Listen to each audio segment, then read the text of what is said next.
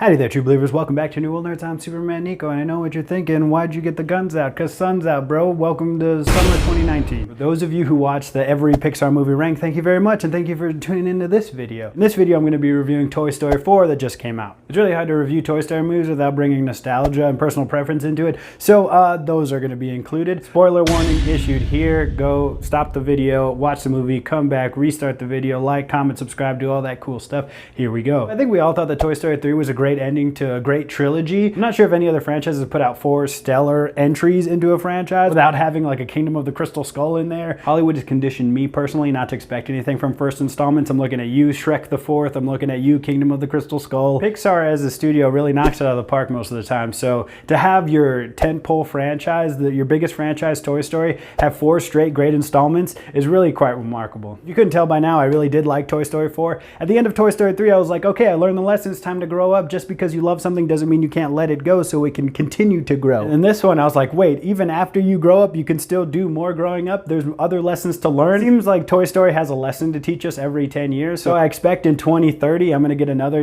Toy Story 5 and I'm going to learn something else about growing up. It just seems like Pixar always has other lessons to teach us. This Toy Story probably has the most sympathetic villain in any of the movies. In scale, I would say this movie is kind of a step down from Toy Story 3, because at the end of Toy Story 3, spoilers for Toy Story 3 if you haven't seen that, but it's 2019, what are you doing? This is your fault if I'm spoiling that movie for you. When they're all about to be incinerated in the 3rd movie, I think that's probably the highest stakes that these movies have ever gotten. In this one, it's definitely a smaller story. It's more of a romantic comedy between Woody and Bo Peep, but we were told that by John Lasseter when they first announced this movie. Like I said, I really dug this movie. I thought it was great. It did make me tear up a couple times, but for the most part, they were happy tears. They weren't like, oh my gosh, is everybody gonna die like in Toy Story 3. In this installment, I thought there was a lot of great additions. Not since Toy Story 2 have we had so many great additions to the Toy Story franchise. We got Duke Kaboom, who I thought was great. Gabby, the villain, was pretty good. The Benson, the dummy, was freaking terrifying. And the Key and Peele plush toys were pretty great. Also, the small police officer, she was great. This was a really great movie, not just animated, a great movie all around, just about growing up after you've already grown up. It's just another lesson about letting go. Just because you love something doesn't mean you have to desperately hold on to it. You can let go of that thing and still hold them in your heart. The highest praise I can give this movie is that it's top tier Pixar and it's top tier Toy Story material. If you're wondering where I rank Toy Story 4 amongst the other Toy Story movies, go ahead and comment down below if you want me to rank the Toy Story movies and all. Leave a like down below, comment what you thought about Toy Story 4, what other Pixar movie deserves a sequel,